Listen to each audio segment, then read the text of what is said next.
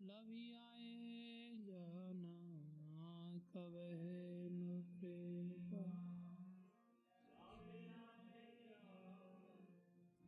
कृतार्थ होई विनाथ कृतार्थ होई शक्ति बुद्धिहीन आमि अति दीन शक्ति बुद्धिहीन आमि अति दीन कर मोरे आत्मसात कर मोरे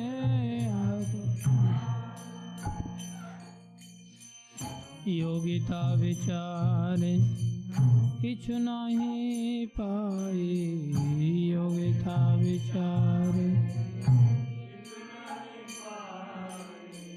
तुम्हार करुणा सार तुम्हार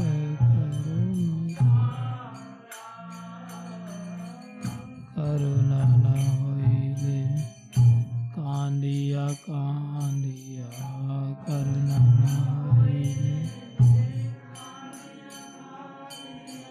प्राण न राखिबो आरा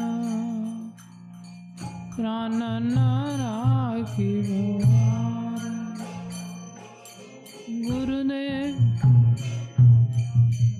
गुरुदेव गुरुदेव गुरुदेव जय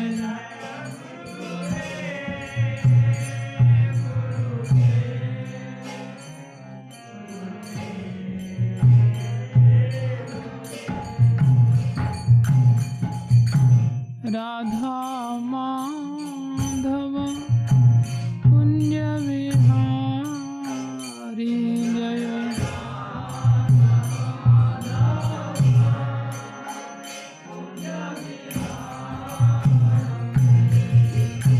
गोपी जन वल्लभ गिरवर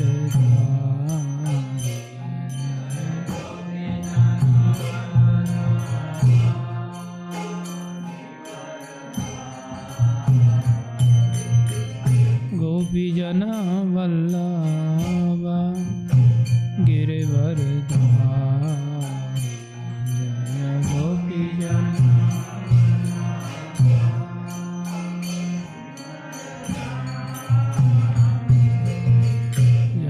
यशोदानंदन ब्रज जन रंजन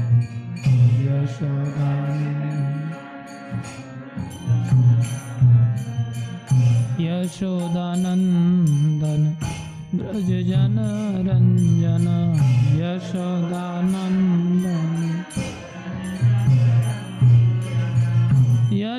यशोदानंदन ब्रज जन रंजन यशोदानंदन यशोदानंदन ब्रज जन रंजन यशोदानंदन यमुना तीरा वनचारी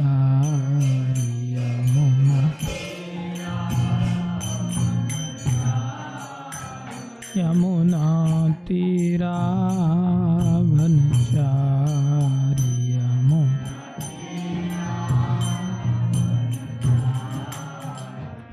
जय राधा माधव कुंज विहारी जय राधा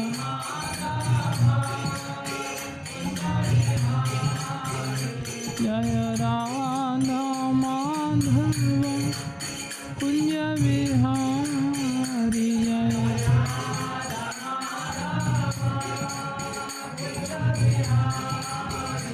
जय राधा माधव कुंज विहारी जय राधा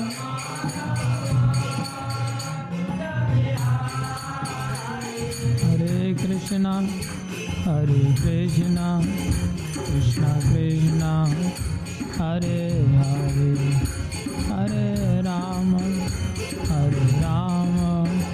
राम राम हरे हरे हरे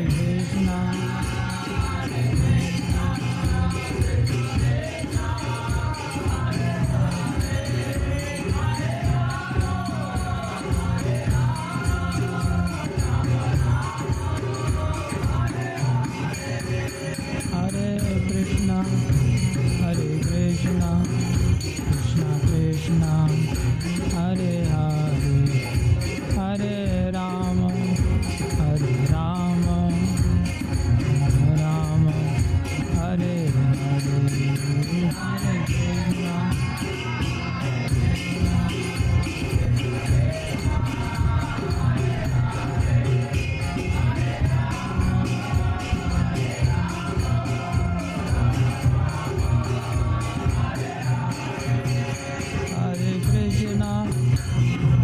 कृष्णा कृष्णा कृष्णा हरे हरे हरे राम राम राम हरे हरे हरे कृष्णा हरे कृष्णा कृष्णा कृष्णा हरे हरे हरे राम राम राम हरे हरे हरे कृष्णा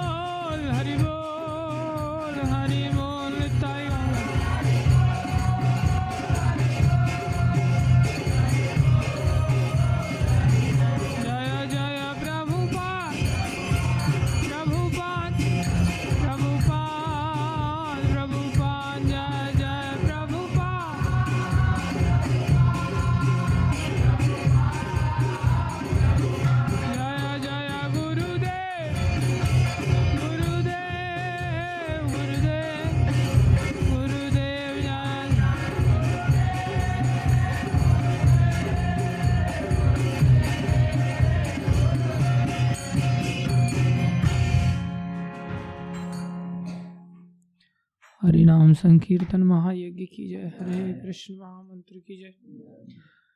श्री श्री राधाकांत भगवान की जय। श्री श्री गौर निताई पंच तत्व की जय। श्री श्री प्रहलाद नरसिंह देव भगवान की जय। श्री गोस्वामी गण की जय। शिल गुरु परंपरा की जय। जगत गुरु शिल प्रभुपाद की जय। श्री गुरु महाराज की जय। अनंत कोटि वैष्णव वृंद की जय।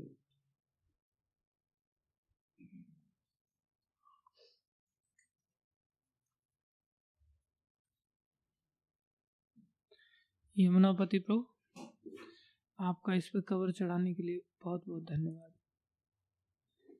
बहुत अच्छा लगा मुझे।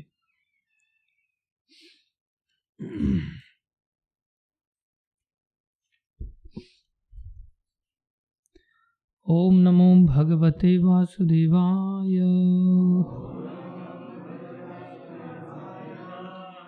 ओम नमो भगवते वासुदेवाय। ओम नमो भगवते वासुदेवाय।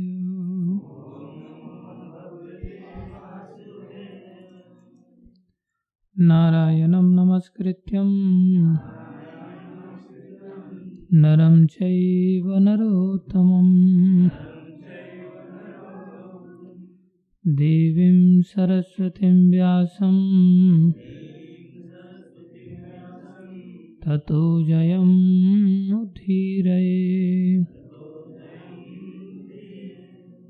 नष्टप्रायेषु भद्रेषु नित्यं भागवत सेवया भगवति उत्तम श्लोके भक्तिर्भवति नैष्ठिकी।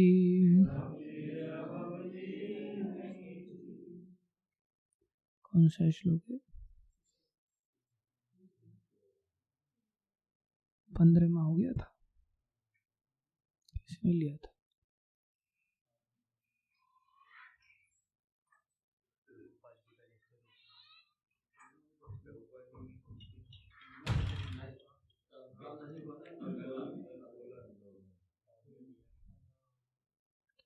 पंद्रहवां किसने लिया था?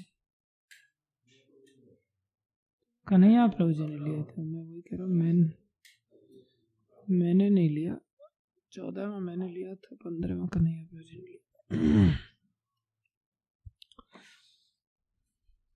जबरदस्ती बोल रहे हो आपने लिया, मैंने लिया ही नहीं। तो आप ही बोल रहे हो आपने लिया। श्रीमद् भागवतम स्कंद 2 अध्याय 3 श्लोक संख्या 16। वैयासिकिश्च भगवान् वासुदेव परायणः उद्यगाय गुणोदरा सतां स्युर्हि समागमे।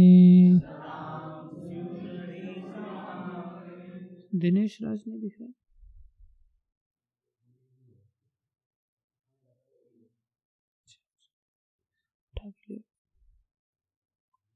वैयासिकिश्च भगवान् वासुदेव परायणः उद्यगाय गुणोदारा सतां स्युर्हि समागमे। वैयासिकिश्च भगवान् वासुदेव परायणः उद्यगाय गुणोदारा सतां स्युर्हि समागमे।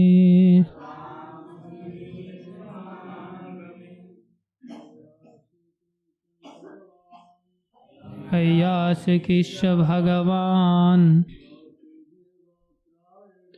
वासुदेव परायणः उद्यगाय गुणोदारा सतां स्युर्हि समागमे। वैयासिकिश्च भगवान् वासुदेव परायणः उद्यगाय गुणोदारा सतां स्युर्हि समागमे वैयासकिश्च भगवान् वासुदेव परायणः उद्यगाय गुणोदारा सतां स्युर्हि समागमे। माताएं, वैयासकिश्च भगवान् वासुदेव परायणः उद्यगाय गुणोदारा सतां स्युर्हि समागमे वैयासकिश्च भगवान्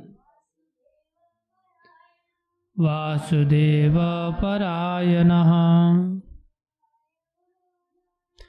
उरुगाय गुणोदारा सतां स्युर्हि समागमे।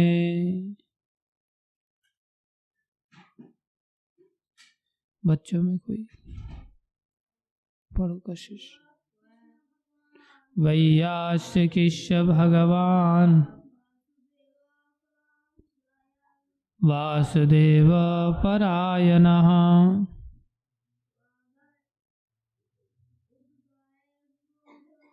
उद्यगाय गुणोदारा सदा स्युर्हि समागमे वैयासकिश्च भगवान्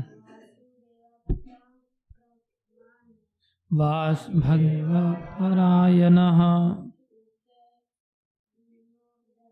उद्यगाय गुणोदारा सतां स्युर्हि समागमे। तो पढ़ भाई।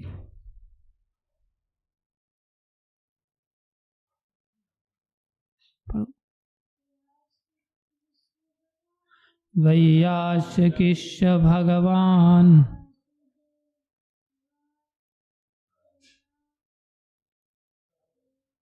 वासुदेव परायणः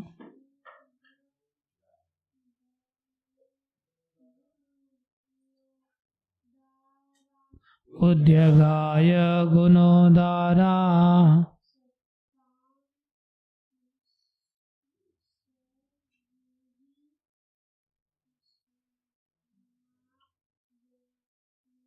सतां स्युर्हि समागमे। ताली बजाओ सब इन बच्चों के लिए। पढ़ो।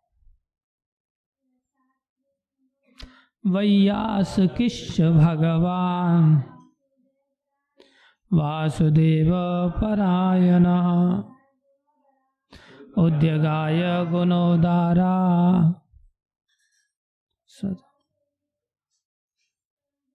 सतां स्युर्हि समागमे। शब्दार्थ वैयासकी श्रील व्यास देव के पुत्र च भी भगवान दिव्य ज्ञान से पूर्ण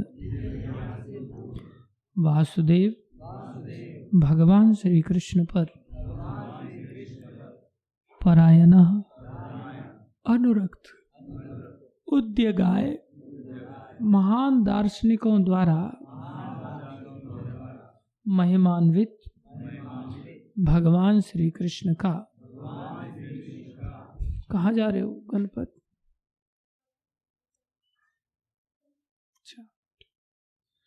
गुण उदारा महान गुण सताम भक्तों का स्यो अवश्य हुआ ही निश्चय ही समागमे की उपस्थिति से। अनुवाद। व्यास पुत्र श्रील सुखदेव गोस्वामी दिव्य ज्ञान से पूर्ण भी थे और वसुदेव पुत्र भगवान श्री कृष्ण के महान भक्त भी थे।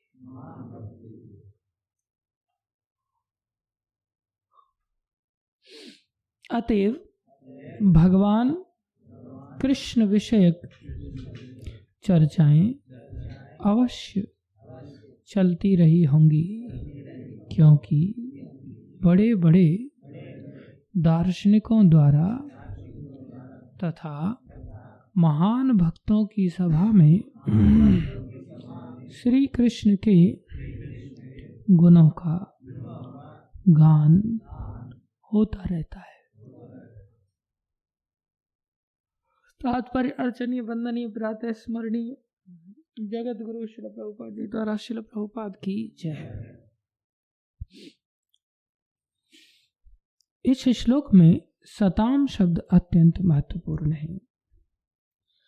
सताम का अर्थ है शुद्ध भक्त, जिसे श्री भगवान की सेवा के अतिरिक्त अन्य किसी प्रकार की इच्छा नहीं रहती। ऐसे भक्तों की संगति में ही भगवान श्री कृष्ण की दिव्य यश का सही वर्णन हो सकता है। श्री भगवान द्वारा कहा गया है कि उनकी कथाएं आध्यात्मिक महत्व से युक्त होती हैं, और यदि कोई एक बार भी सताम की संगति में श्री भगवान के विषय में श्रवण करता है तो अवश्य ही उसे इस महान शक्ति का आभास मिल जाता है और उसमें स्वतः भक्ति उत्पन्न हो जाती है। जैसा कि पहले कहा जा चुका है, महाराज परीक्षित जन्म से ही श्री भगवान के भक्त थे और उसी तरह श्री सुखदेव गोस्वामी भी थे। वे दोनों समान स्तर पर थे।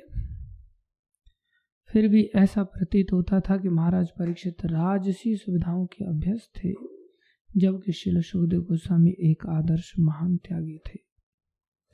यहाँ तक कि वे शरीर पर वस्त्र भी धारण नहीं करते थे। ऊपर से महाराज परीक्षित और श्री सुखदेव गोस्वामी में विरोधाभास दिख सकता है, लेकिन मूलतः दोनों ही श्री भगवान के अनन्य शुद्ध भक्त थे।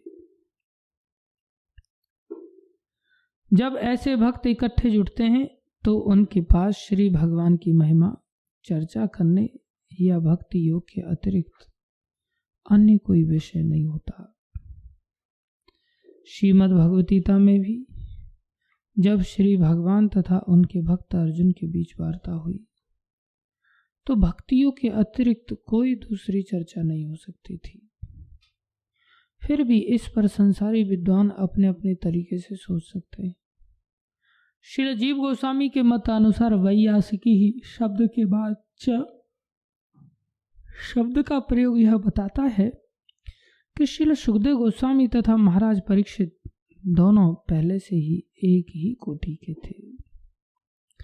यद्यपि उनमें से एक गुरु की भूमिका निभा रहा था और दूसरा शिष्य की। क्योंकि भगवान श्री कृष्ण ही कथाओं के केंद्र हैं, अतएव वासुदेव परायण शब्द वासुदेव के भक्त को सामान्य लक्ष्य के तौर पर सूचित करता है। यद्यपि वहां पर और लोग भी एकत्रित थे जहां महाराज परीक्षित उपवास कर रहे थे, लेकिन सहज निष्कर्ष यह निकलता है कि वहां पर भगवान श्री कृष्ण के महिमा गायन के अतिरिक्त अन्य कोई चर्चा नहीं हुई, क्योंकि प्रमुख वक्ता श्री सुखदेव गोस्वामी थे और प्रमुख श्रोता महाराज परीक्षित थे। अतएव श्री भगवान के दो प्रमुख भक्तों के बीच कहे तथा सुने जाने के कारण श्रीमद् भागवतम भगवान श्री कृष्ण के महिमा गायन के ही निमित्त है।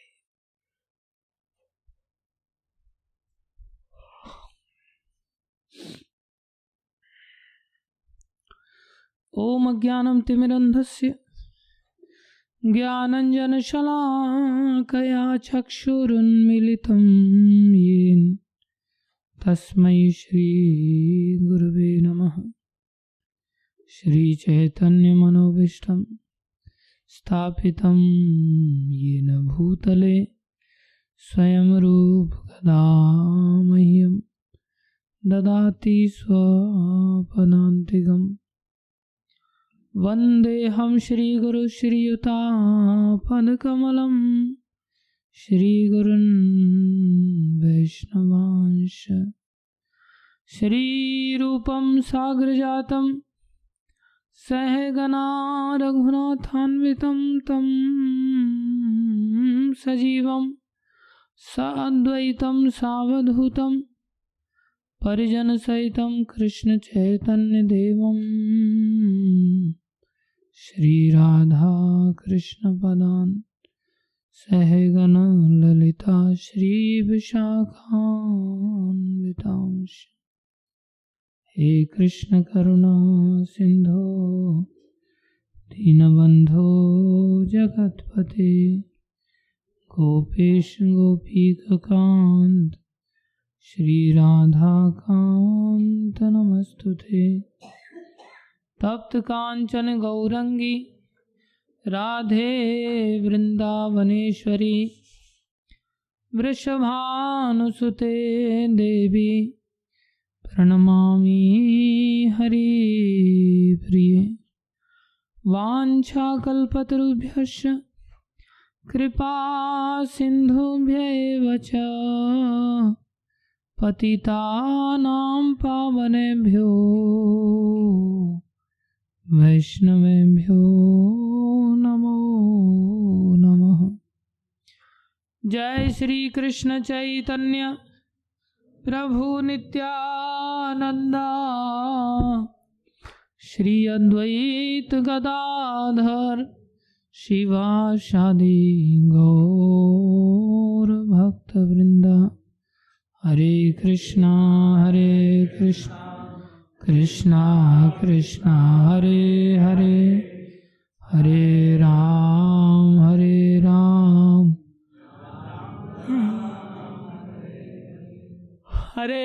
कृष्णा कृष्णा कृष्णा हरे हरे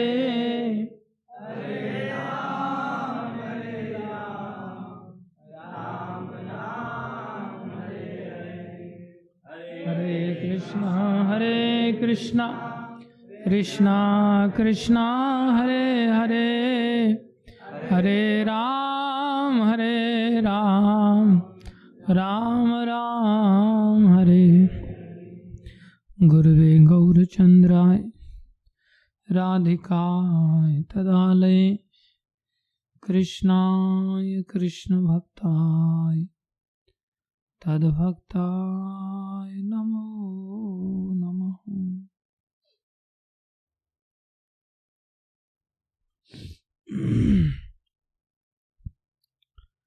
हरे कृष्णा।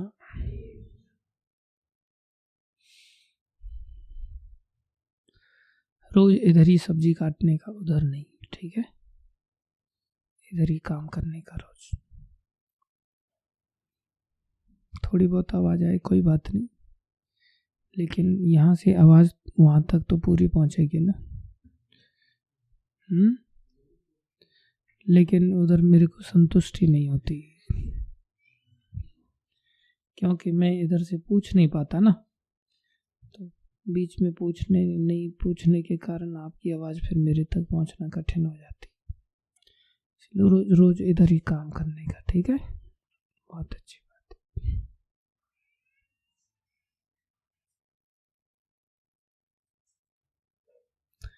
हरे कृष्णा।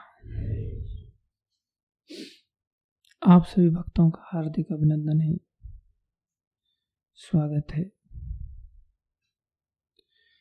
गुरु वैष्णव की दया से जो कुछ भी कहें कृपा करके ध्यान से सुनिए। देखो, हम सभी को इस भागवत के संदेश से एक बात दिमाग में लानी है कि इसकी सार रूप में शिक्षा क्या है। भागवत की सार रूप में शिक्षा है कि हम सभी भगवान के भक्त बने। क्या बने? भगवान के भक्त बने।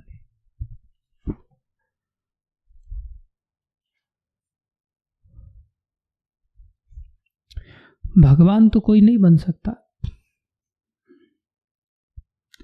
भगवान तो भगवान ही है।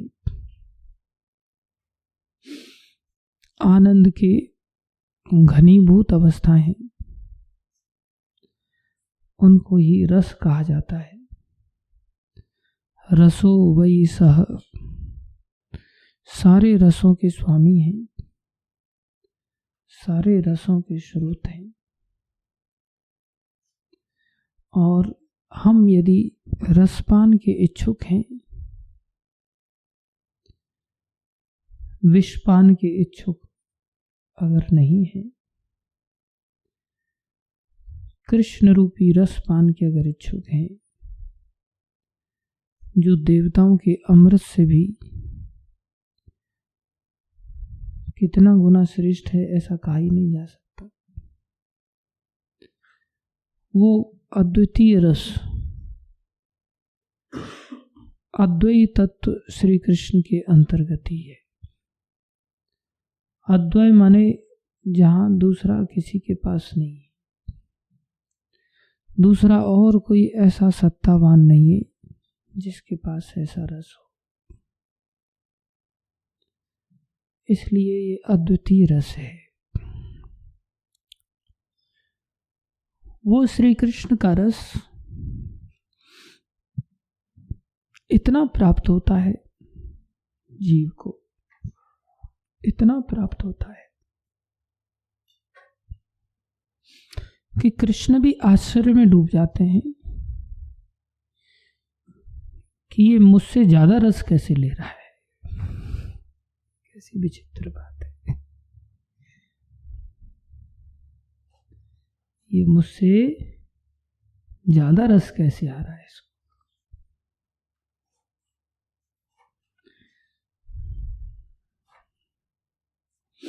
ये अद्भुत बात है। इसलिए भगवान श्रोत होते हुए भी उनसे भी अधिक आनंद का आस्वादन कौन करता है? उनका भक्त कर लेता है। ये विशेषता है। तो हम भगवान नहीं बन सकते तो घाटा है क्या हमारे लिए? हम क्या बन सकते हैं? भक्त बन सकते हैं उनकी कृपा से, और हम उससे ज्यादा आनंद का आस्वादन के अधिकारी बन सकते हैं। इसलिए ऐसा भक्त भी भगवान से कम रहा क्या? नहीं। क्या हो गया? वो भगवान से बढ़कर हो गया। हो गया भगवान से बढ़कर हो गया। भक्त भगवान से बढ़कर होता है। इसलिए भक्तों के लिए भी जब भगवान से बढ़कर हैं तो फिर भगवान शब्द लगाना कोई बड़ी बात नहीं है। भगवान के भक्तों के लिए भी भगवान बोल देना कोई बड़ी बात नहीं। वो अपने आप ही भगवान तो बन ही गए एक प्रकार से लेकिन वो भगवान बनने नहीं चले थे, भगवान के सेवक बनने से भगवान ने उनको अपने से बड़ा बना दिया। भक्त जब भक्त बनने जाता है तो उसकी सोच ये नहीं होती कि मेरे नाम के साथ भगवान लगेगा इसलिए मुझे भक्त बनना है। जैसे हमारा भक्त है, वो उसका नाम भगवान कृष्ण है, अपने आप को भगवान कृष्ण सुनते ही बहुत प्रसन्न होता है। खैर, वो ऐसा नहीं सोचता कि मेरे नाम के साथ भगवान जुड़ जाएगा, मैं भगवान बनना चाहता हूँ इसलिए मैं भक्ति करके भक्त बनूंगा। ना ही वो ऐसा सोच के भक्त बनता है कि मैं भगवान से बढ़कर भक्त बनूंगा। भगवान से बड़े होते हैं भक्त, इसलिए मैं भक्त बनूंगा, ऐसा सोच करके भी भक्ति नहीं करता। फिर तो उसकी प्रभुत्व जताने की वृत्ति आ गई ना, और वो वृत्ति तो उसको माया का दास बना देती। उसकी एक ही वृत्ति होती है कि वो कृष्ण का दास बनना चाहता है, और उसे कोई भगवान कहता है तो कानों में उंगली डालता है, हृदय से कानों में उंगली डालता है, ऊपर से नहीं, हृदय से कानों में उंगली डालता है। वो भक्त गुरु कृपा से बनता है, इसलिए वो गुरु भी नहीं बनना चाहता, वो गुरु का सेवक ही बने रहना चाहता है। इसलिए वो सारा श्रेय भगवान को देगा या गुरु को देगा। जैसे ही उसको श्रेय की बात हो जाए और वो प्रसन्न होने लग जाए, मतलब उसके अंदर कहीं ना कहीं भगवान की बनने की या भगवान से बढ़कर दिखाने की या गुरु बनने की इच्छा है। नहीं इच्छा होगी तो क्या करेगा, कान में उंगली डालेगा। कई बार महाराज के साथ उठते बैठने का सौभाग्य मिलता है तो ये देखने में आता है। महाराज कहती है प्रभुपाद कृपा से ऐसा, मतलब महाराज ये आपकी कृपा से हो रहा है ऐसा। नहीं नहीं, सब प्रभुपाद कृपा से हो रहा है। मैंने कहा महाराज नहीं, आपकी कृपा से हो रहा है, हमने तो प्रभुपाद जी को देखा नहीं, आपको देखते हैं, आपकी कृपा से हो रहा है। गोविंद गोविंद गोविंद, ऐसा नहीं, ऐसा नहीं कहते, प्रभुपाद कृपा से सब हो रहा है, गोविंद गोविंद गोविंद। वो नहीं सुनना चाहते कि कोई मेरा यश गान करे या मुझे क्रेडिट दे। ऐसा नहीं कहते, ऐसे भक्त होते तभी वो भक्त कहलाते। भक्त तो सदा विनम्र होता है, सेवक बनना चाहता है, तो ही वो भगवान से भी बढ़कर हो जाता है, भगवान के बराबर हो जाता है, गुरु से बढ़कर हो जाता है, और वो गुरु बन जाता है, गुरु के बराबर भी आ सकता है, अपने आप हो जाता है। खैर, रसास्वादन की दृष्टि से देखा जाए तो भक्त ज्यादा रस का आस्वादन करता है। इसलिए जीव का लक्ष्य होना चाहिए, जीवन का लक्ष्य होना चाहिए कि हम क्या बने, भक्त बने बस। और विचित्र बात कैसी है कि बहुत थोड़े से ही परिश्रम से जीव भक्त बन जाता है, और तारतम्य भक्ति मार्ग में इतना है कि वो कभी भक्त बनता ही नहीं। इतनी भक्ति मार्ग की अनंत ऊंचाई है कि भक्ति मार्ग की कोई सीमा ही नहीं। वैसे कोई कृष्ण नाम ले ले एक बार तो वो भी भक्त बन जाता है। महाप्रभु ऐसा प्रमाणित करते, वो भी भक्त है। और वैसे जितना वो आगे बढ़ता है उतना ही उसको ऐसा एहसास होता है मैं भक्त नहीं बन पाया। सच में एहसास होता है। ऊपर से पाखंड के लिए कह देना, विनम्रता का प्रदर्शन करना, जैसे प्राय मैं करता रहता हूँ। प्रदर्शन भी सहज नहीं है, ये भी गुरु कृपा से प्रदर्शन हो रहा है, लेकिन प्रदर्शन, ये कपट भी है।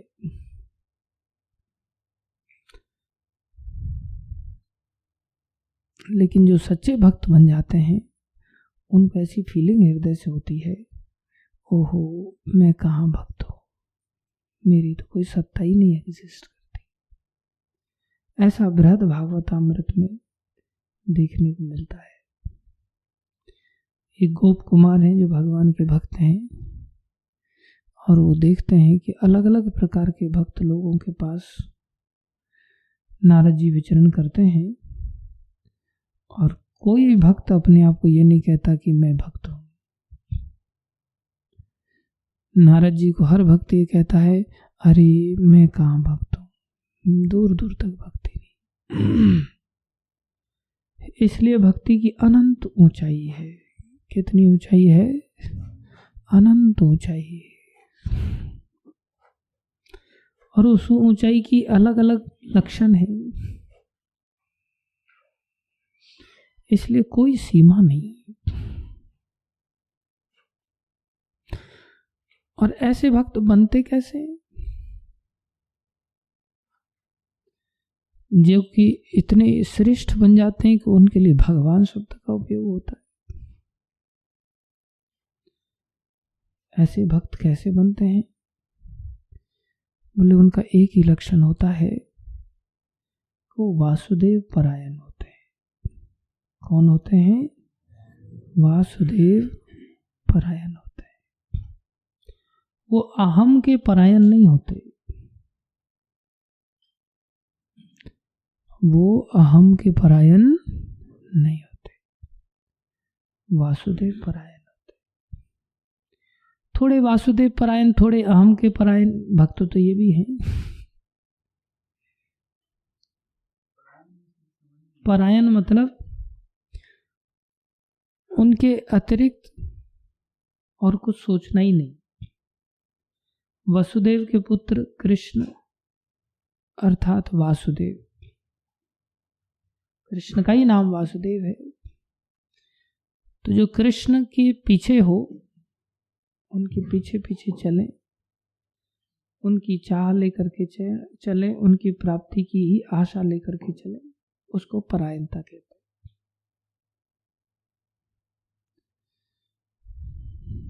जैसे कोई रात दिन भोजन का सोचता है तो उसे भोजन परायण कहेंगे। कोई निद्रा का सोचता है तो उसे नींद परायण कहेंगे। कोई लड़ाई का सोचता है तो उसे युद्ध परायण कहेंगे। कोई हर शब्द में गाली का सोचता है तो उसे गाली परायण कहेंगे। तरह तरह की परायणता होती। अभ्यास परायण बना देता है। आदमी चाह के नहीं करता, कई बार उसको अकल आ जाती है, लेकिन फिर भी अभ्यास परायणता से बाहर नहीं आने देता सहजता।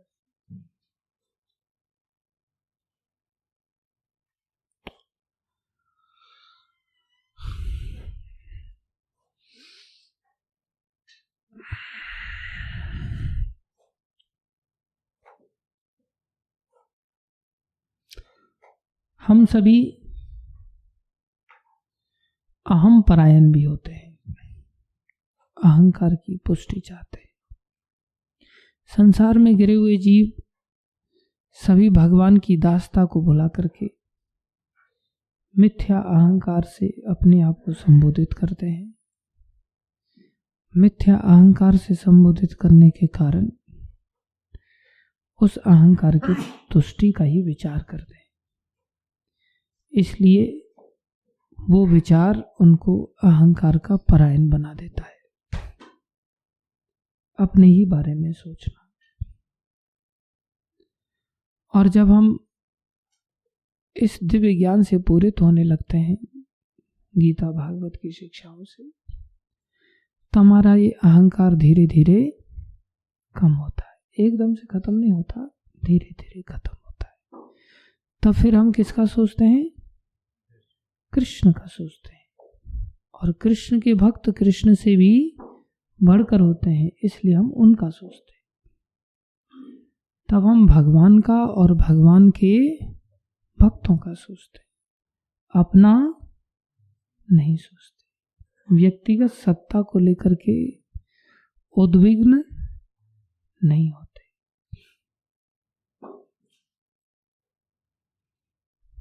इसी संसार में रहते हुए भी ध्यान देने वाली बात है। जैसे हमें कोई अच्छी चीज मिल जाए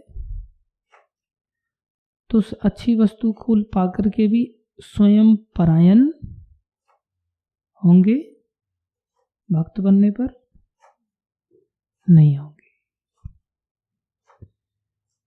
तो उस अच्छी चीज को लेकर के किसके परायण होंगे? किसके परायण होंगे? भगवान के और भगवान के भक्तों के। ये अच्छी वस्तु भगवान को भेंट करते, चलो ये अच्छी वस्तु चलो भक्तों को देते।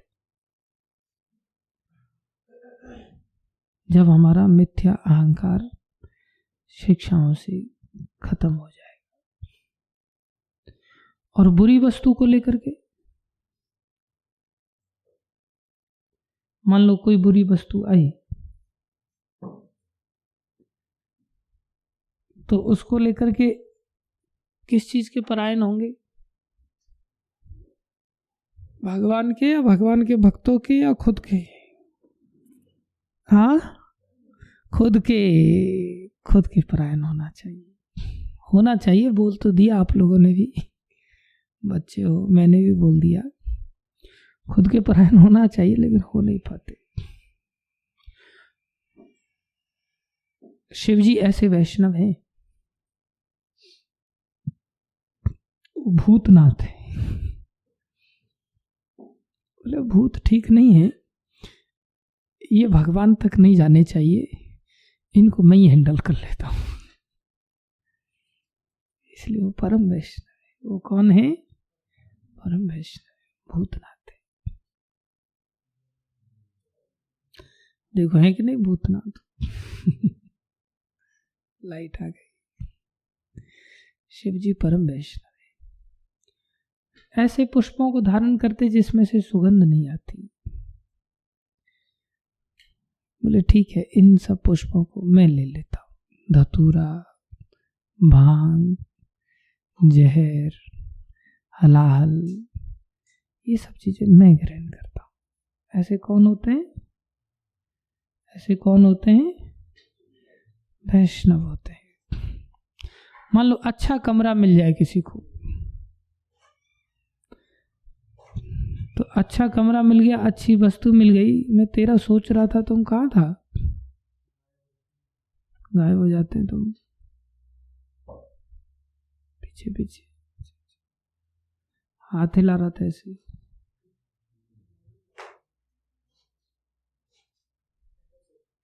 बैकअप सेवा कर रहा था।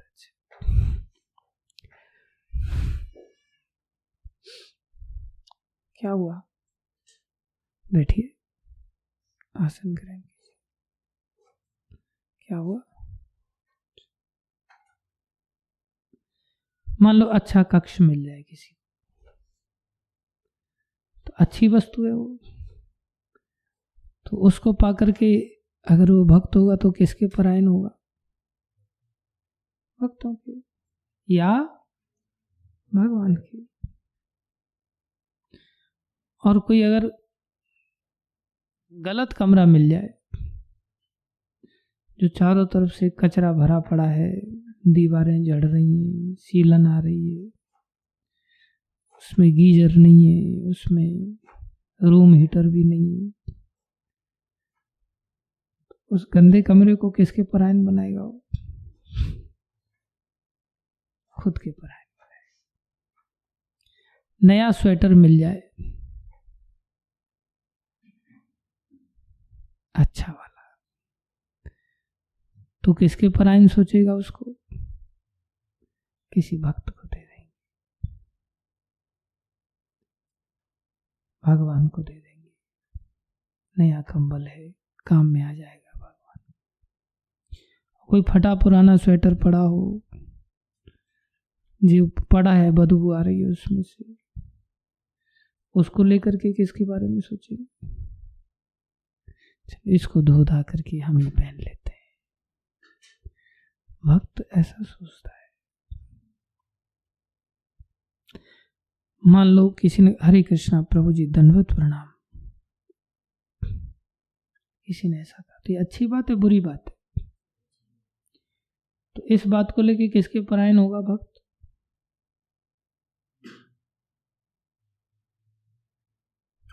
भक्तों के परायण होगा, भगवान के परायण होगा। अच्छी चीज तो भगवान के लिए होती है ना। बोले अरे मुझे क्यों दंडवत कर रहे हो, मैं कहाँ लायक हूं, प्रभुपाद जी को दंडवत करो, भगवान को दंडवत करो। ऐसा सोचेगा ना? कौन सोचेगा ऐसा? भक्त सोचेगा। हम ऐसा सोचते हैं क्या? हम तो सोचते अच्छा किया मुझे दंडवत प्रणाम किया। कहाँ जा रहे हो भाई तुम लोग?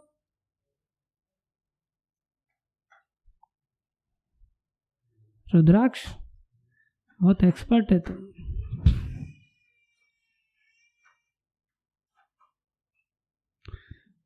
ऐसा भक्त सोचता है। कौन सोचता है? भक्त सोचता है। कहाँ चले गए थे? बैठिए। अब जाते इधर उधर हिलते तो मेरा मन भी हिलने लगता है एकदम से। कोई बात नहीं, ईयरफोन क्या, सब चीजें ठीक है।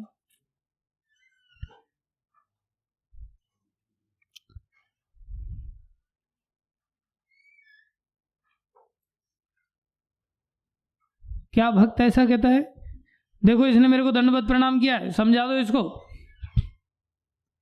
ऐसा कह सकता है क्या भक्त?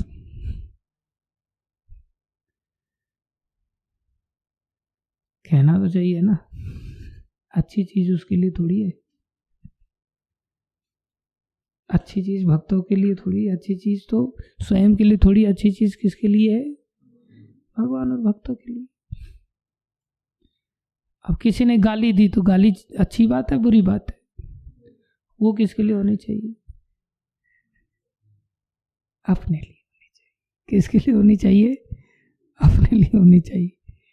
किसी ने गाली दिया, अरे इतनी हल्की गाली दी तूने, मेरा पूरा खानदान ही इतना खतरनाक था, अभी तो तुम मेरे थोड़े सी खानदान तक पहुंचे, मेरे पिता तक ही पहुंचे हो गाली देने। मेरे पिता के पिता थे ना, और खतरनाक थे। मेरे बाबा तक गाली दो यार, ये छोटी गाली है। लॉजिक तो यही कहता है ना, शास्त्र भी यही कहते हैं। किसी भक्त को कोई गाली दे तो सहन नहीं करना चाहिए, और स्वयं को कोई गाली दे तो सहन कर लेना चाहिए।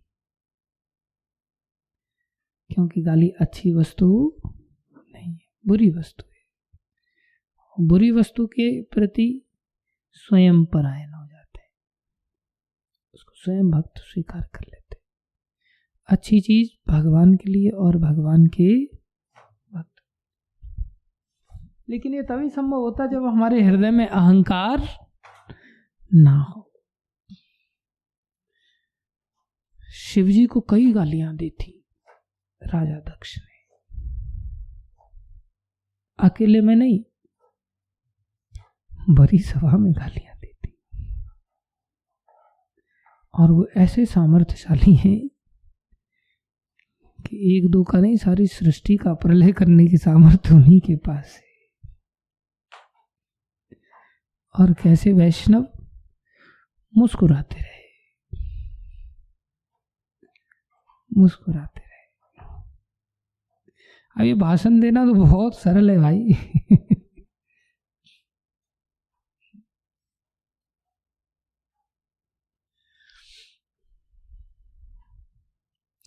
ये जीवा ऐसी विशेष है कि ऐसा दिव्य ज्ञान आ जाए तो ये जीवा से ही सारी समस्याओं का समाधान हो सकता है। इससे ऐसे शब्द उच्चारित होंगे मुख से फूल झड़ने की तरह। सारा संसार आपके मुखारविंद से निकलने वाले एक एक शब्द को लपकने के लिए हाथ जोड़ करके खड़ा रहेगा, भूखा प्यासा। इन मुखों से सीधे रत्न टपकते हैं, ऐसे शब्द होते हैं, दिव्य ज्ञान से पूरित शब्द होते हैं। शुकदेव गोस्वामी भी ऐसे ही महान भक्त हैं जो इतनी ऊंचाई तक का विचार करते हुए खुद कोई अपेक्षा नहीं रखते किसी चीज की। न खाने की चिंता, न पहनने की चिंता बढ़िया बढ़िया, न कहीं सोने की चिंता। निर्वस्त्र होकर के निरपेक्ष अनपेक्ष सुचिर दक्ष। भक्त ऐसा अनपेक्ष होता है, उसकी कोई अपेक्षा नहीं होती व्यक्तिगत, और उसे उल्टा सीधा जैसा प्राप्त हो जाए उसको वो अच्छा मिल जाए तो भगवान और भगवान के भक्तों के लिए, और गलत मिल जाए तो स्वयं के लिए। ये भक्त होते हैं। अब हम थर्मामीटर डालें तो ऐसे भक्त हैं क्या?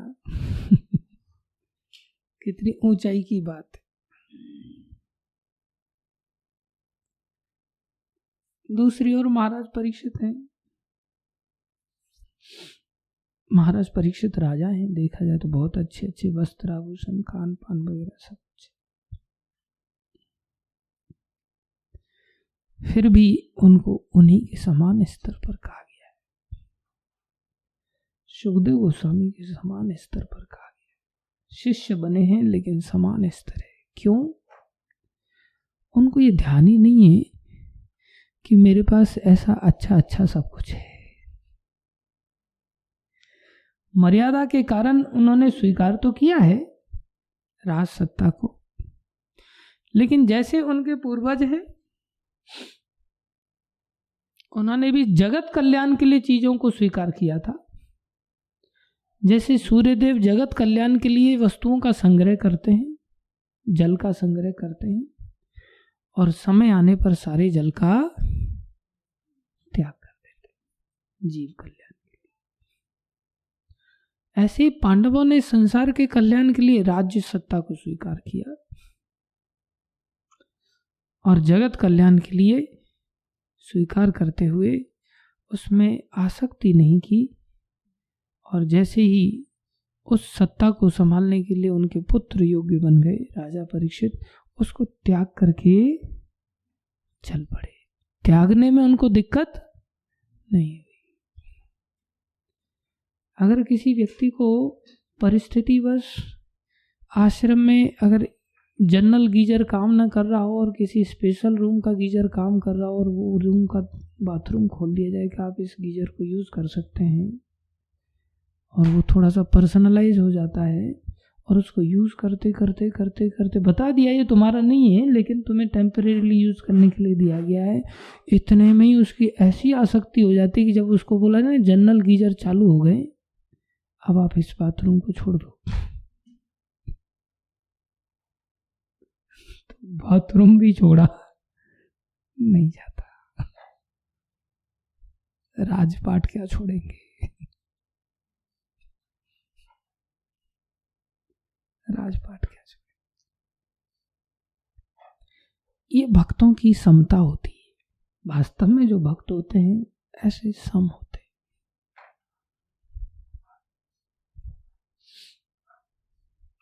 बहुत अल्ट्रा फैसिलिटीज के साथ अगर कोई चीज मिले तो भी उसमें राग नहीं पैदा करते, और दुखों से भरी हुई कोई वस्तु मिले उससे वो द्वेष घृणा नहीं करते। ये भक्तों की समता होती है। अब हम संसार में तो ऐसा तो होगा ना, कभी सुख कभी गम, तारारम पम पम। ऐसा तो संसार है ही। संसार में तो ऐसी परिस्थितियां निर्माण होंगी, सबके लिए होती, भौतिकतावादी लोगों के लिए भी होती है, तो भक्तों के लिए नहीं होंगी क्या? सबके लिए ऐसी परिस्थितियां होंगी। कभी प्रशंसनीय वाक्य मिलेंगे, कभी गालियां मिल सकती है, कभी हर चीज परफेक्ट मिलेगी, दाल मिलेगी बढ़िया, नमक मिर्ची प्रॉपर, सब्जियां मिलेंगी एकदम परफेक्ट, चावल मिलेंगे एकदम बढ़िया परफेक्ट, फ्राइड राइस जीरा वगैरह डाल डूल करके, ड्राई फ्रूट्स भी मिलेंगे, सब कुछ मिलेगा। किसी दिन ऐसा भी मिलेगा जिसमें न दाल में नमक होगा, न सब्जी में नमक होगा, एक आध सब्जी में मिर्ची ज़्यादा हो जाएगी, न रोटी में स्वाद आएगा। किसी समय ऐसा भी मिल सकता है, तो मिलेगा ही, ये संसार का नियम। कभी बढ़िया कमरा मिलेगा तो कभी बढ़िया कमरा से उठा करके डोरमेट्री में डाल दिया जाएगा,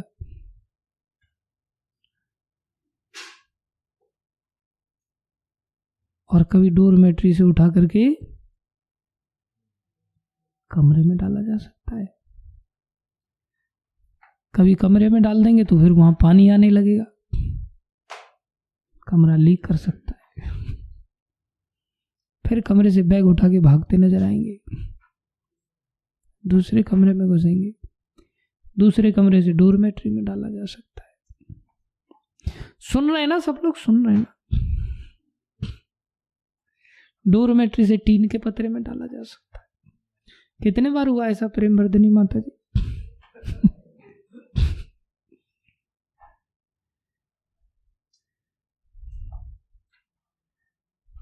कभी एक ही बाथरूम जिसमें ब्रह्मचारी लोग भी घुस रहे हैं, उसी में माताओं को भी घुसाना पड़ जाता है।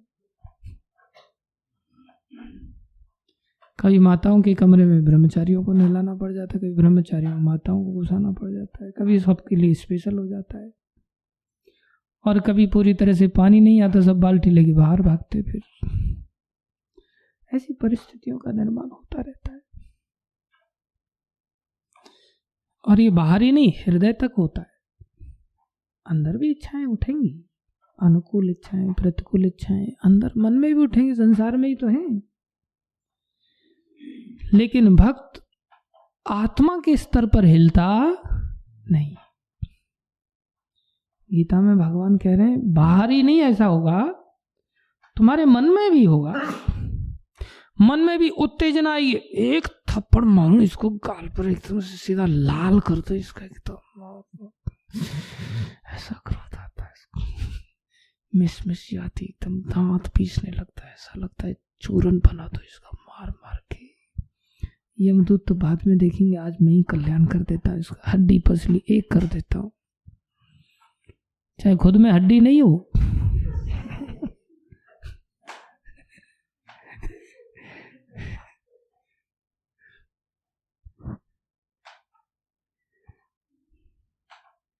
और कभी कभी ऐसा आता है कि बस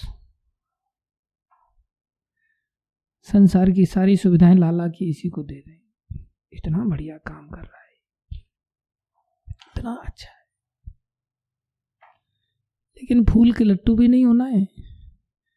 और क्रोध आ जाए तो क्रोध का क्रिया में आगे नहीं बढ़ना है, व्यक्तिगत तौर से, व्यक्तिगत तौर से। हाँ, दूसरों के लिए तो क्रोध करना है कल्याण के लिए, और दूसरों के लिए उदार भी बनना है। व्यक्तिगत बात को लेकर के ऐसा नहीं बनना। अंदर इच्छाएं अनुकूल भी होंगी और प्रतिकूल भी उठेंगी, अंदर तक उठेंगी, बाहर भी दिखाई देंगी, अंदर भी उठेंगी। ऐसी स्थिति में भी आपूर्यमानम अचला प्रतिष्ठम समुद्रमापः प्रविशन्ति यद्वत्। बोले समुद्र के अंदर जैसे नदियां प्रवेश करती, बड़े वेग से प्रवेश करती, ऐसा लगता है कि अभी समुद्र को सिर्फ नदियां ही बहा ले जाएंगी, लगता है पूरा हलचल हिला देंगी एकदम से, ऐसी झरझर करके एकदम। बाढ़ के समय में तो और नदी समुद्र की तरह उफान लेती, वो भी समुद्र में ही प्रवेश करती, तो भी समुद्र सब चीजों को स्वीकार कर लेता है और उफनता नहीं। कई बार नदी पहुंच ही नहीं पाती वहां तक, टिम्ब टिम्ब करके थोड़ा बहुत 2-4 बूंदे पहुंचती, तो भी समुद्र ऐसा नहीं दुखी हो जाता, ठीक है अब मैं सूख ही जाऊंगा, नहीं, फिर भी वो भरा रहता है। ऐसा भक्त होता है, भक्त ऐसे होते हैं।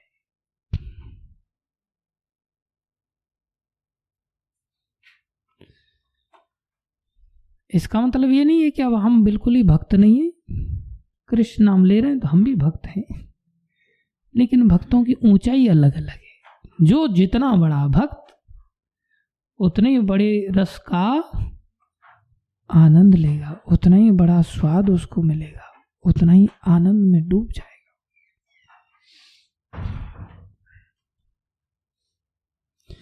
अनंत ऊंचाई है इस रस की।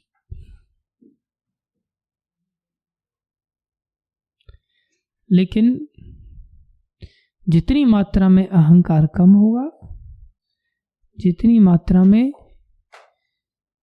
दीनता आएगी, उतनी ही मात्रा में भक्ति का उदय होगा। और विचार करना चाहिए ऐसा। और ये सब होता है केवल और केवल एक ही उपाय है, उसको कहते हैं संगति। उसको कहते हैं संगति, भगवान के भक्तों की संगति। बस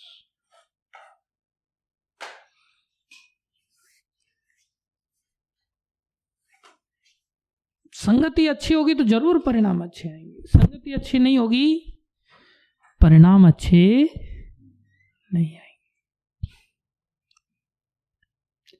फिर भक्त ऐसा बन जाता है, सब सह लेता है, उसको कोई फर्क नहीं पड़ता है, ऐसे लक्षण पैदा हो जाते हैं। अब जैसे आप सभी लोग यहाँ रहते हैं, एक दूसरे की संगति करते हैं, एक दूसरे से भक्ति में उत्साह पाते हैं, लेकिन उसमें भी आप सभी लोग हमको यहाँ का लीडर मानते हैं, बड़ा मानते हैं, अच्छा भक्त मानते हैं, संगति करने की चेष्टा करते हैं, लेकिन असंगति का असर तो होता है, निश्चित होता है। तो सिद्धांत है, इसको कोई उठा के नहीं फेंक सकता। तो भक्त तो ऐसे हो जाने चाहिए कि कुछ भी आपस में भी अच्छी बात कहे कोई तो भी कोई दिक्कत नहीं होनी चाहिए, बुरी बात कहे तो भी कोई दिक्कत नहीं होना चाहिए, समान बने रहें हृदय से, और सभी कृष्ण चर्चा में लगे रहें।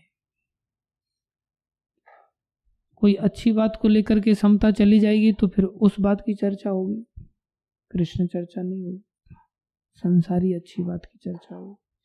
कोई बुरी बात हो जाएगी तो बुरी घटना की चर्चा होगी, वहां भी कृष्ण चर्चा नहीं होगी। इसलिए भक्त लोग न संसारी किसी अच्छी बात को लेकर के उद्विग्न होते हैं, ना ही किसी बुरी बात को लेकर के। अच्छी बातों को कृष्ण तक पहुंचा देते हैं, भक्तों तक पहुंचा देते हैं, बुरी चीजों को स्वयं स्वीकार कर लेते हैं, सह लेते हैं, और इस प्रकार से संग एक निर्माण हो जाता है और उस संग के द्वारा भगवान की सेवा होने लगती। लेकिन कई बार देखते हैं हम कि आपस में भक्तों में तालमेल नहीं दिखाई देता, आपस में भक्तों में वो प्रीति का संबंध नहीं दिखाई देता। बोले कारण कौन है इसके पीछे? कारण कौन है? संगति। कारण कौन है? किसकी संगति? जिस बड़े व्यक्ति का हम संगति ले रहे हैं वो बड़ा व्यक्ति ही ऐसा नहीं होगा, इसलिए हमारे अंदर उस प्रकार का बदलाव नहीं आ पाया। तो हम विचार कर रहे थे कि हाँ, कहीं ना कहीं हमारे ही हृदय में ये दोष है। अभी जैसे आप सभी हमारे अपने हैं, उदाहरण के लिए हमारे साथ में रहते हैं तो हम सबको आपको अपना मानते हैं। ये ऐसे ही है जैसे मेरा ये भी एक हाथ है, ये भी एक हाथ है, टांग भी मेरी है, नाक भी मेरी है, ये वाली आंख भी मेरी है, ये वाली आंख भी मेरी है। अब ये हाथ और आंख आपस में कहें कि हाथ कहे उंगली देख रही है, आंख में डाल दूंगी, अच्छी तरह से फोड़ दूंगी तेरे को। आंख कह रही है मेरी लाल आंखें देख रहे हो, जला दूंगी उंगली, क्या हाथ सहित जला दूंगी। आंख ऐसा कह रही। तो जिसके अंग हैं वो शरीर अपने आप में क्या सोचेगा?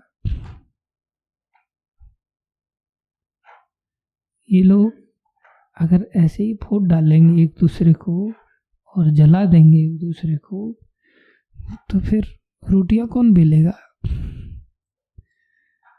सब्जी में मक्खी गिर जाएगी तो मक्खी कौन निकालेगा देख करके? शरीर का पालन पोषण कैसे होगा? गड़बड़ हो जाएगा। तो शरीर को थोड़ा दुख लगेगा ना फिर, है कि नहीं? ऐसे ही जब आपस में भक्त लोग एक दूसरे के साथ तू मैं करते हैं और जिन भक्तों को कोई बड़ा व्यक्ति अपना मानता है तो उसको क्या लगता है? क्या लगता है? दुख लगता है। दोनों को समझाना पड़ता है। तो हम ऐसा मन में विचार कर रहे थे कि आपस में भक्त लोग ऐसा करते हैं, एक दूसरे को सह नहीं पाते, एक दूसरे से प्रेम नहीं कर पाते। क्यों नहीं कर पाते? क्योंकि हमारे अंदर वो लक्षण नहीं। तो जैसा हमें हमारे अपनों को लेकर के व्यवहार से दुख पहुंचता है, ऐसे ही हम भी तो हमारे गुरुजी के अपने हैं। हम भी तो गुरु के हाथ पैर आंख नाक कान है ना, है कि नहीं है? और अगर मान लो मैं भी मेरे किसी दूसरे गुरु भाई के प्रति क्रोध करता हूँ, गलत भावना रखता हूँ, द्वेष करता हूँ, प्रेम नहीं करता, एक दूसरे की जरूरत तो पड़ेगी। हाथ को आंख की जरूरत पड़ेगी, आंखों को हाथों की जरूरत पड़ेगी। आंख को पता चल गया मक्खी गिर गई और हाथ है नहीं, तो क्या जीभ से निकालेगा मक्खी को? हाथों की जरूरत तो पड़ेगी ना, सभी एक दूसरे के अंगों की जरूरत पड़ती। तो प्राय ऐसा होता है कि अगर गुरुजी के हम शिष्य हैं तो हम उनके अंग हैं, इसलिए अन्य जो गुरु भाई हैं वो भी हम जैसे गुरुजी के अपने हैं, वो भी गुरुजी के अपने हैं। गुरुजी ने उनसे कुछ कार्य लेना, हमसे कुछ और कार्य लेना। तो हमें भी अपने गुरु भाइयों के साथ तालमेल बनाना चाहिए। अगर हमारा नहीं होगा तो हमारे अंतर्गत रहने वाले लोगों का भी नहीं होगा। ये नियम है। कम से कम, और तालमेल बैठता भी नहीं है कई बार, ऐसा होता है। कम से कम हमारी ओर से ऐसा कारण नहीं बनना चाहिए। हमें अपनी ओर से अगर दूसरा व्यक्ति मान रहा है तो अपनी ओर से क्षमा मांग लेना चाहिए। क्या मांग लेना चाहिए? क्षमा मांग लेना चाहिए। लेकिन ये अहंकार आसानी से क्षमा मांगने नहीं देता। हमारा भी एक दो भक्तों के साथ, हमारे गुरु भाइयों के साथ ऐसा तालमेल नहीं बन पाता, लेकिन सालों सालों से हमारा हृदय भी स्वयं से क्षमा मांगने के लिए तैयार नहीं होता। ऐसा अहंकार भरा पड़ा है। और जब क्षमा नहीं मांग पाएंगे तो अहंकार में ही मर जाएंगे और फिर बाकी लोगों के अंदर परिवर्तन नहीं आएगा। वहां भी ऐसा ही, दोष तो आगे फैलेगा ना, फैलता ही।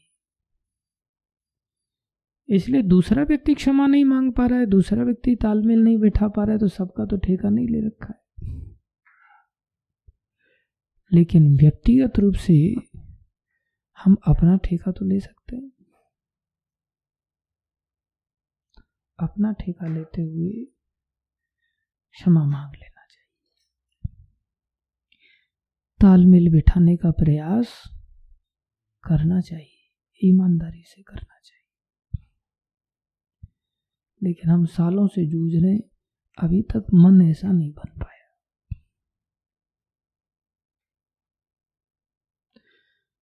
प्रभुपाद जी से प्रार्थना, परिवर्तन तो आ रहा है लेकिन बड़ा धीरे धीरे आ रहा है। मृत्यु बड़ी तेजी से आ रही और इसमें इस कारण से कई जन्म लग जाते, कई जन्म लग जाते। भगवान को पाना कठिन नहीं है। भगवान को पाने के लिए तो अहंकार का नाश किया जाए, कृष्ण चर्चा किया जाए, रात दिन कृष्ण कथा का ही गान किया जाए, बस इतना सा ही करना है, और कुछ नहीं करना है। कृष्ण कथा का गान, कृष्ण कथा की चर्चा अनासक्त होकर के अगर की जाए, राग और द्वेष से, दोनों चीजों से अनासक्त होना पड़ेगा। ना ही बहुत अधिक घुसना पड़ेगा, ना ही बहुत अधिक निकलना पड़ेगा। ऐसा व्यवहार सच्चे भक्तों का होता है। जैसे आप देखेंगे, जो सच्चे गुरु होते हैं वो शिष्य बनाने के लिए गुरु बनते हैं क्या? सच्चे गुरु होते हैं वो शिष्य बनाने के लिए गुरु बनते हैं क्या? नहीं। तो जब शिष्य बनाने के लिए गुरु नहीं बने थे, तो कोई उनका अगर शिष्य बन गया तो उसे क्या वो अपना मानेंगे? जब उनकी इच्छा ही नहीं थी किसी को अपनाने की, शिष्य बनाने की, तो शिष्य को अपना मानेंगे क्या? व्यक्तिगत रूप से अपने लिए अपना नहीं मानेंगे। उसके लिए उसको अपना जरूर मानेंगे। फिर शिष्य स्वीकार क्यों किया? बोले उसके लिए।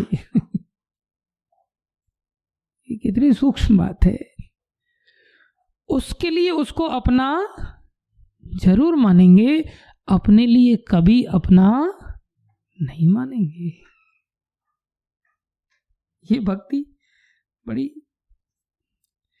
विचित्र है। इसलिए शिष्य के लिए उसे अपना मानते हैं। इसलिए ऐसा गुरु, ऐसा भक्त प्रत्येक व्यक्ति को ऐसा लगेगा कि ये मेरे अपने हैं, ये मेरे ही हैं और किसी के नहीं। ऐसा फीलिंग आएगी उसके अंदर।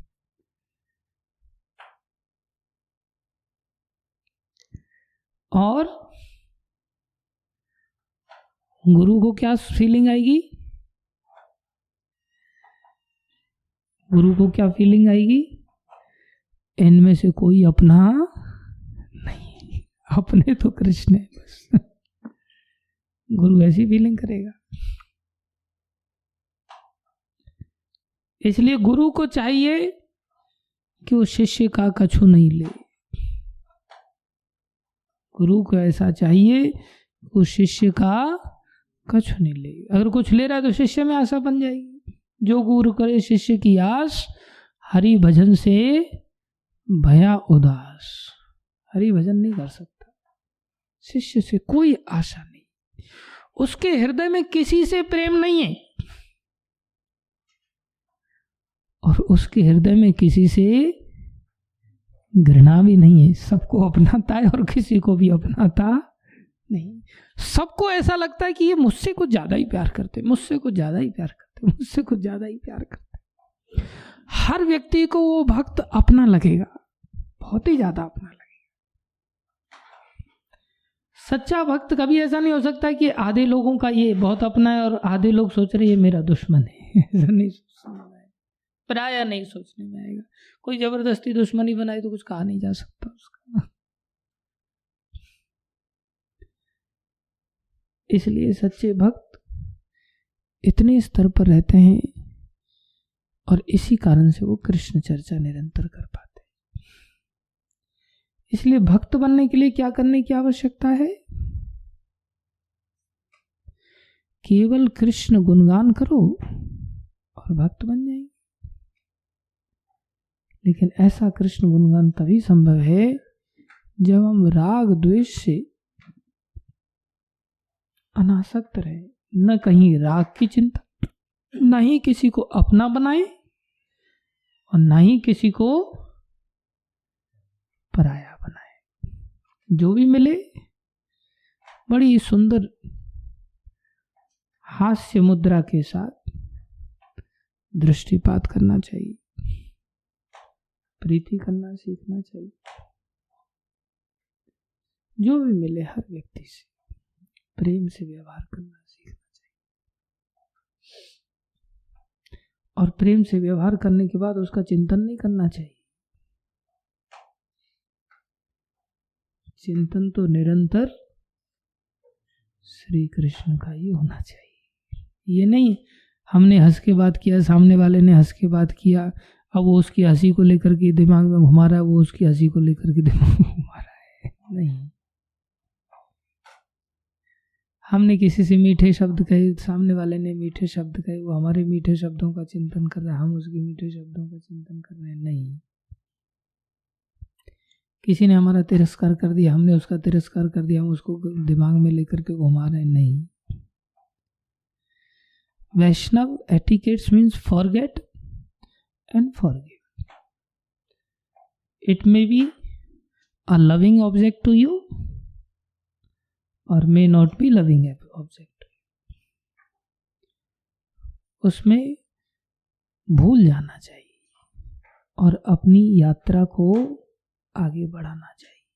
कौन सी यात्रा को? वैसे भी भूलना तो है ही, सब चीजें छूटनी है। कौन सी यात्रा को? कृष्ण चर्चा की यात्रा को, कृष्ण भक्तों की संगति। बस ऐसे देखा जाए तो ये है वास्तविक शरणागति।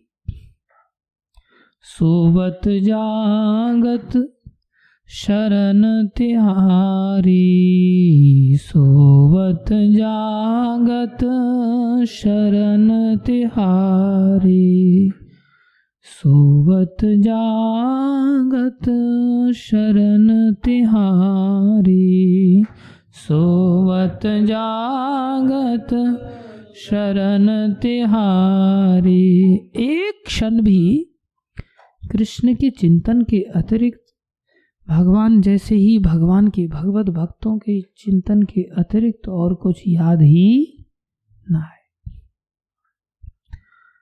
क्या लक्षण है उसके?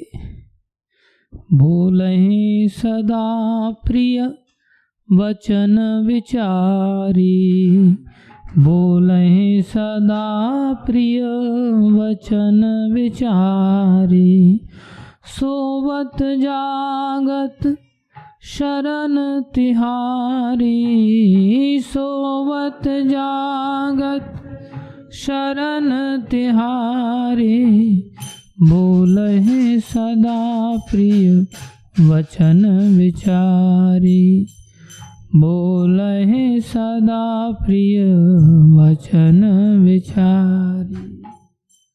सदा ही प्रिय वचन वो भी विचार पूर्वक के बोलते हैं, कहीं मेरे शब्द ऐसे ना हो कि सामने वाला व्यक्ति हर्ट हो जाए। इतने सेंसिटिव होते हैं भक्त, प्रिय वचन बोलते हैं।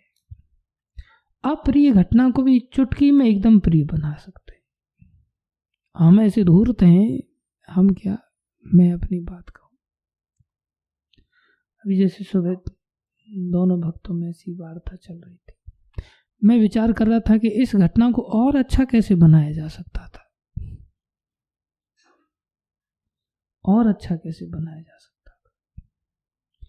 तो भगवान अंदर से प्रेरणा दिए कि अगर मैं ऐसा कहता कि कोई बात नहीं, इस बालक की आदत है बेचारे की, अभ्यास है, लेकिन अंदर से ऐसा मन नहीं, ये भी भगवान के शरणागत है। कईयों की ऐसी आदत पड़ जाती। अब जैसे हमारे राजा राम प्रभु हैं, उनके भी साला शब्द बोलने की आदत है, वो आसानी से जाती नहीं। तो क्या उनसे अगर मुंह से निकल जाए तो क्या उनको राशन पानी लेके चढ़ बैठेंगे उनके ऊपर? नहीं। खुद ऐसा बोल, अरे मुझसे गलती हो गई, निकल, खुद ऐसा बोल देते तो हमारा क्रोध शांत हो जाता है। मान लो वो व्यक्ति इतना मैच्योर नहीं हो पाए कि खुद इस बात को रियलाइज करे और खुद ऐसा बोल पाए, नहीं रियलाइज कर पाया, धीरे धीरे होगा। अहंकार तो है ही सबके अंदर। लेकिन मैं ऐसा बोल सकता था, देखो ये भी मेरा अपना है, तुम भी मेरे अपने हो, इससे अगर कोई गलती हो रही है तो इसकी ओर से मैं क्षमा मांग लेता हूं। ये मेरा पुत्र है, तो पुत्र अगर किसी से लड़के आ जाए तो माँ बाप माफी मांग लेते हैं ना, तो उसे क्या घट जाता है, कलह शांत हो जाती। तो मैं ऐसा बोल सकता था कि भाई मुझे माफ कर दो, और जब मैं ऐसा बोलता तो उसके हृदय पे भी असर तो होता ना, कि मेरी वजह से प्रभु जी को माफी मांगनी पड़ गई, और इनके ऊपर भी असर होता छोटी सी बात को लेकर के, मैं प्रभु जी को माफी मांगने के लिए क्यों ऐसा बोल। ऐसे भी इसको शॉर्ट आउट किया जा सकता था, और वो हमेशा के लिए घर कर जाती बात। लेकिन क्या चूक गए ना। और वो घटना के समय में ही ऐसा याद आना चाहिए, और ऐसा मन में ऐसे अच्छी तरह से कैसे किया जाए ऐसा विचार में आना चाहिए। हमारे मन में विचार तो आते हैं, लेकिन ऐसे उसने एक गाली दी थी, मैं उस समय उसको 2 गाली देता तो अच्छा रहता, मैं दे नहीं पाया, चूक गया मैं। या उसी समय गाल पर तमाचा मार देता तो एकदम से ठीक हो जाता सबके सामने, बाकी लोग भी संतुष्ट हो जाते थे। गाल पर तमाचा मार दिया, एकदम क्या एक्शन लिया, एकदम सब चीजें ठीक हो जाती।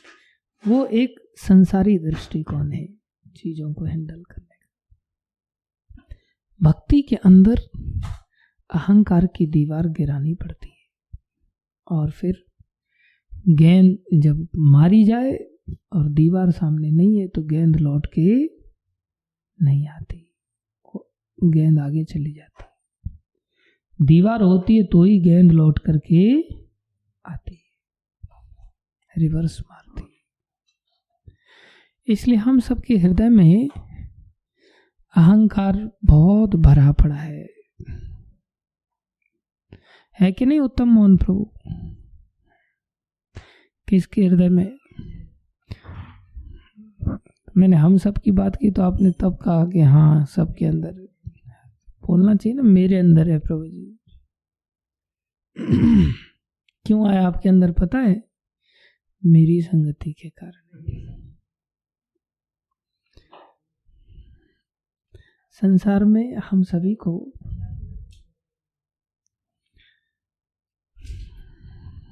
तो किसकी संगति करता है? तो फिर कर लिया कर थोड़ी संगति। कब तक दीवारों से वापस भेजेगा बॉल को?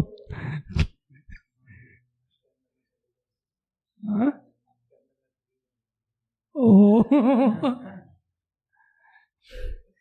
नहीं, मैं वेल प्रोटेक्टेड हूँ। मेरे 2 पार्षद ऐसे हैं जो मेरी सदा सुरक्षा का ध्यान रखते हैं। कालनेमी लालनेमी नहीं,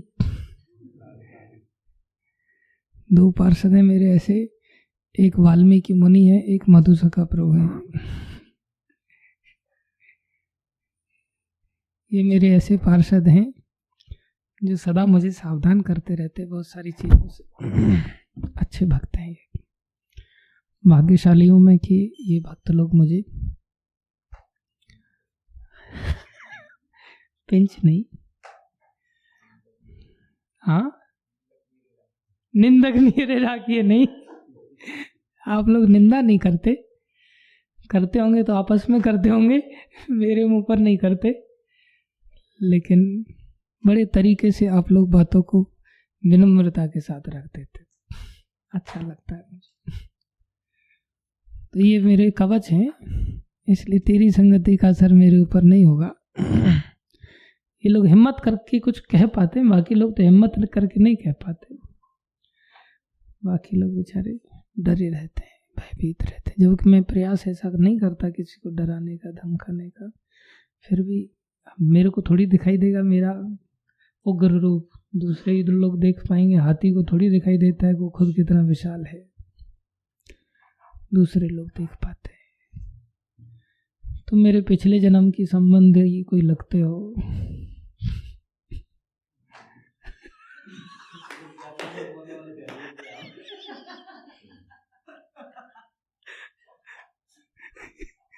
नहीं बोल सकते।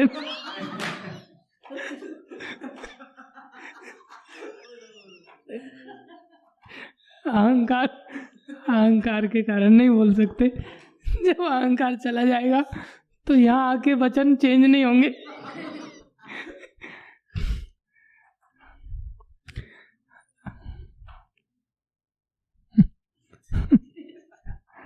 तुम मत बोलो, नहीं जो भी था तुम मत बोलो। ये अहंकार के कारण ही मुख्य रूप से हमारी जो कृष्ण भक्ति की राह है ये बहुत लंबी हो जाती है, और इसमें पता नहीं चलता कि हम अभी कहाँ पहुंचे हैं, कितना बाकी है।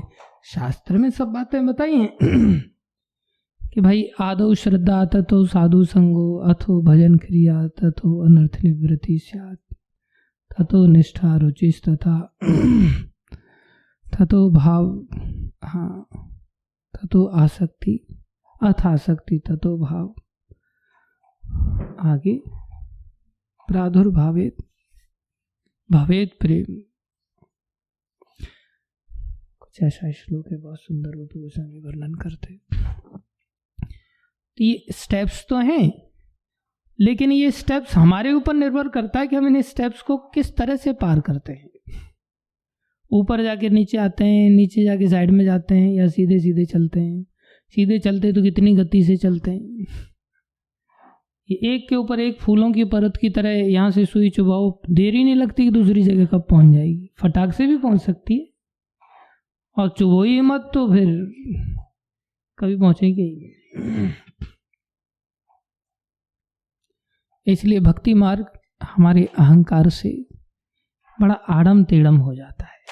कृष्ण की ओर से इसमें कुछ नहीं, बड़ा सरल एवरीडे का कोई भी श्लोक आप उठा करके देखेंगे, सिर्फ 2 ही बातें मिलेंगी, भक्तों की संगति और कृष्ण कथा। कितनी बातें मिलेंगी? भक्तों की संगति और कृष्ण कथा। इसके अतिरिक्त और कुछ है ही नहीं, यही होता रहे बस, बन गए भक्त। नहीं तो बड़ी रे टेढ़ी मेरी राह प्यारे श्याम तेरी राह, बड़ी रे टेढ़ी मेरी प्यारे श्याम तेरी राह। ये टेढ़ी मेढ़ी राह बन जाती। कभी कोई चीज आकर के दिमाग घुमा देती, कभी कोई चीज आकर दिमाग घुमा देती, फिर भक्ति कुछ दिखाई नहीं देती ठीक से। बड़ी रे टेढ़ी मेरी प्यारे श्याम तेरी राह, बड़ी रे टेढ़ी मेढ़ी प्यारे श्याम तेरी राह, जाको आदि मध्य अंत नहीं, जाको आदि मध्य अंत नहीं। कोई ये नहीं कह सकता कि मैं अब शुरुआत कर दी मैं मध्य में पहुंचने गया हूँ या अंत आने वाला है। किसी को पता ही नहीं चलता कोई रास्ते में चल कहाँ रहा है, कितना समय से चल रहा है, किसी के रास्ते का कोई पता नहीं। दूसरों का विशेष रूप से देखना चाहिए। खुद को देखने के लिए तो पता चलता है कि हम कौन से लक्षण पर हैं। ऐसा नहीं कि जिसका पता ही नहीं है तो फिर तो इस रास्ते पर चलने का फायदा क्या है। हम दूसरे को नहीं परख सकते कि दूसरा व्यक्ति कहाँ पहुंच रहा है, आसानी से नहीं परख सकते। खुद को जरूर परख सकते हैं कि हम कहाँ पहुंचे।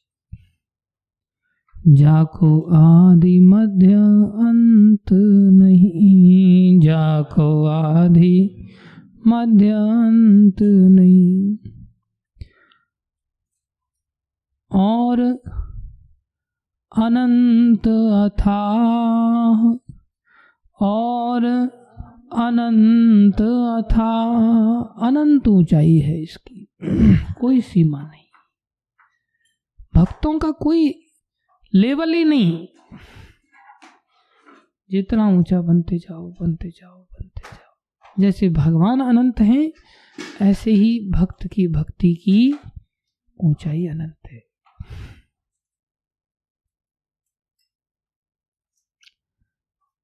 इस ऊंचाई पर जितने चले जाएंगे उतने ही आनंदित हो जाएंगे। इससे जितने वंचित रह जाएंगे उतने ही संसार में माया के थपेड़े खाने के लिए विवश होते रहेंगे, दंड भोगना पड़ेगा।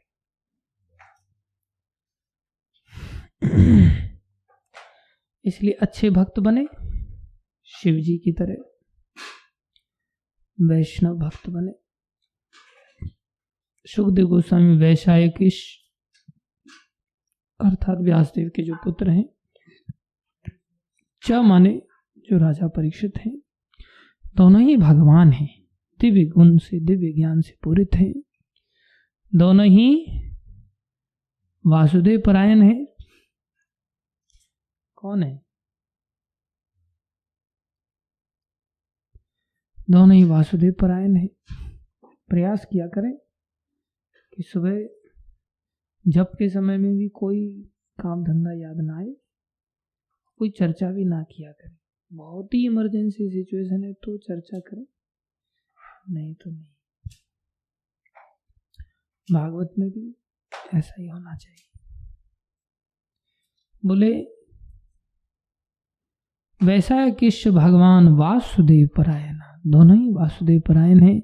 एक परम विरक्त का आदर्श स्थापित कर रहे हैं, एक परम भोगों में डूबे रहने का भी आदर्श स्थापित कर रहे हैं, लेकिन दोनों ही उद्दिगाय गुणो उदारा अर्थात सताम स्योहि समागमे।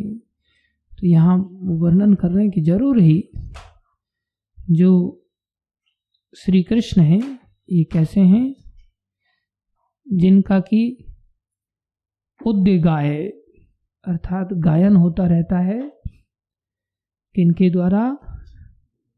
उद्दे लोगों के द्वारा। उद्दे कौन है? दार्शनिक लोग। जो दार्शनिक लोग सदैव भगवान श्री कृष्ण का गुणगान करते रहते हैं। गुणो उदारा अर्थात जो महान गुण है भगवान के, सताम स्योर ही, उनका गान भी भक्तों की सभा में तो होगा ही। समागमे, जैसे ही भक्त एक साथ एकत्रित होंगे वहां पर एक ही काम होना चाहिए, कृष्ण कथा। अगर हम भक्त हैं, अगर हम 4 लोग इकट्ठे होंगे तो गीता का श्लोक चर्चा होगा, भागवत का श्लोक चर्चा होगा, कृष्ण कथा की चर्चा होगी, प्रभुपाद लीला की चर्चा होगी, मंदिर की चर्चा होगी, ये सब चर्चाएं होनी चाहिए। और अगर भक्त नहीं है तो निंदा चुगली की चर्चा होगी, फालतू की बातें, खाने पीने, पहनने ओढ़ने, घूमने फिरने, इन सब बातों की चर्चा होगी। कितना दिन हो गया समोसा नहीं खाया, कितना दिन हो गया गिरिराज जी का स्वीट नहीं खाया, कितना दिन हो गया इधर नहीं जा पाए उधर नहीं जा पाए, मैंने तो वो देखा ही नहीं, मुझे जाना है, ऐसा है वैसा है। नहीं, भक्त घूमने फिरने खाने पीने पहनने उड़ने इन सब बातों की चर्चा नहीं करते, सदैव कृष्ण चर्चा में लगे रहते हैं। इसी से धीरे धीरे वासुदेव परायण बनते हैं। आशावादी बन करके इन सिद्धांतों को जितना ध्यान रखेंगे उतने ही हम बड़े भगवान के कृपा पात्र बनेंगे। और यमुनापति प्रभु आपका पुनः धन्यवाद। सुंदर आपने इस पर कवर चढ़ाया, बहुत सुंदर ग्रंथ लग रहा है।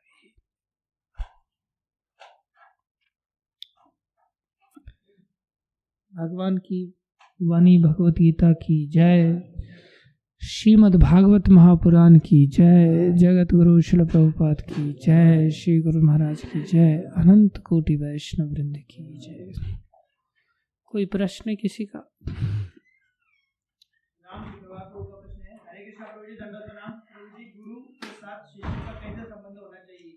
मित्र, पिता या फिर सिर्फ शिष्य?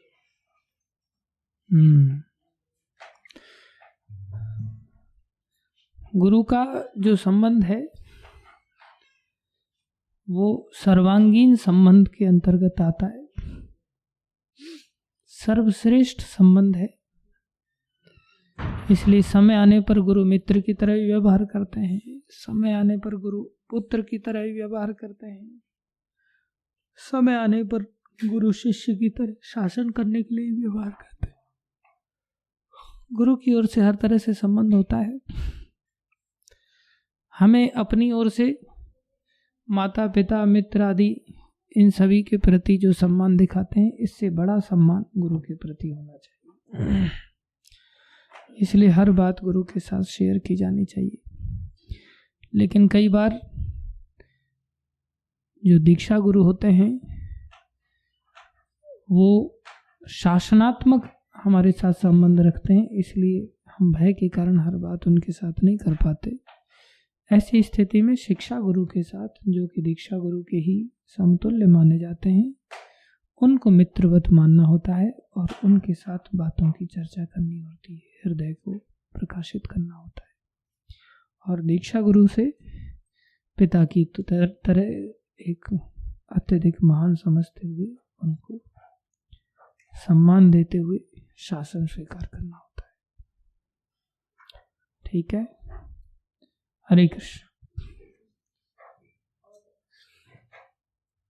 और प्रश्न? को स्वामी जी किसी को शिष्य बनाने नहीं चाहते थे, उन्होंने नरोत्तमदास ठाकुर को शिष्य बनाया, तो फिर उन्होंने उनको शिष्य बनाने के बाद भी शिष्य माना था कि जैसे आपने अभी लेक्चर में बताया? शिष्य तो मानते हैं, शिष्य के लिए, अपने लिए नहीं। इसलिए जब वृद्ध हो गए थे तो जीव गोस्वामी उनके शिक्षा गुरु थे। जीव गोस्वामी ने कहा कि मैं आपके शिष्य को प्रचार के लिए उड़ीसा बंगाल भेजना चाहता हूँ, तो आप आज्ञा देंगे? उन्होंने कहा मैं गुरुजी से आज्ञा लेना चाहूँगा, क्योंकि मैं अकेला ही शिष्य हूँ, गुरुजी वृद्ध हो गए मेरे, तो उनकी सेवा के लिए कोई नहीं। तो गुरुजी के पास गए। लोकनाथ गोस्वामी ने कहा नहीं नहीं, तुम जाओ, प्रचार के लिए जाओ, और वापस नहीं आना मिलने के लिए, मैं ही कभी मिलने आ जाऊँगा। तो उन्होंने अपने लिए नहीं उनको चुना, अपने लिए नहीं कि मेरे लिए बढ़िया सेवक मिल गया, ऐसा हो गया, अब ये मेरे को खाना बना के खिलाएगा, ये करेगा, वो करेगा, पैर दबाएगा, नहीं, अपने लिए, शिष्य के कल्याण के लिए। इसलिए गुरुजन सेवा भी लेते हैं तो शिष्यों के कल्याण के लिए, बस, और कोई कारण नहीं होता। ठीक है।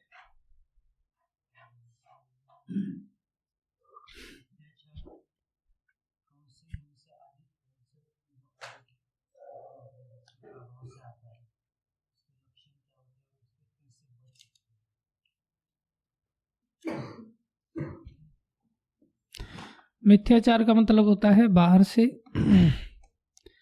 हम कोई श्रेष्ठ आचरण कर रहे हैं और अंदर से श्रेष्ठ है नहीं, अंदर से निकृष्ट विचार कर रहे हैं, तो उसको मिथ्याचार कहते हैं। और निकृष्ट विचार को पुष्ट करने के लिए हम श्रेष्ठ विचार की ढाल बना रहे हैं।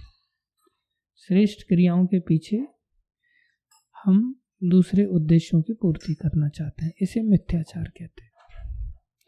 इससे बचने का एक ही उपाय है कि हम मिथ्याचारी का संगति ना करें, सच्चे भक्तों की संगति करें। बस। हाँ, ये तो इसके लिए थोड़े शास्त्र पढ़ने पड़ेंगे,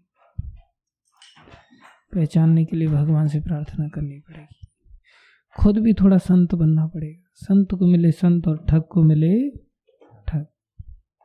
इसलिए पहले हमें ही मिथ्याचार का त्याग करना पड़ेगा, फिर हमें सामने वाला भी ऐसा मिल जाएगा। ईमानदारी से सोचना पड़ेगा, त्याग तो नहीं कर पाएंगे, त्याग कर पाते तो फिर संगति पाने की जरूरत क्या थी। इसलिए ईमानदारी से विचार करना पड़ेगा, हम त्यागना चाहते हैं तो भगवान कृपा करते। ठीक है,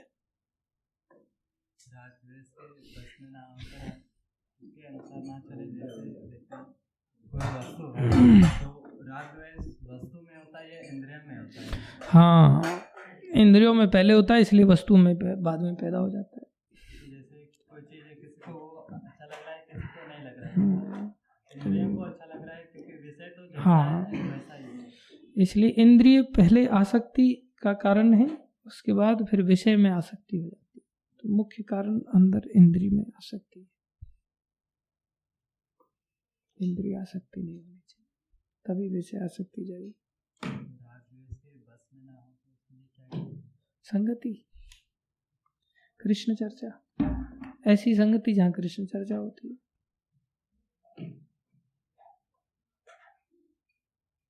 गीता, भागवत, रामायण, सेवा, मंदिर, भगवान का श्रृंगार, जिसमें रात दिन कृष्ण, बस और धीरे धीरे होगा, लेकिन दवाई लेनी पड़ेगी। बाकी संगति से बचना पड़ेगा, जहाँ कृष्ण चर्चा के अतिरिक्त बाकी बातें होती हैं वहां से बचना पड़ेगा। ठीक है,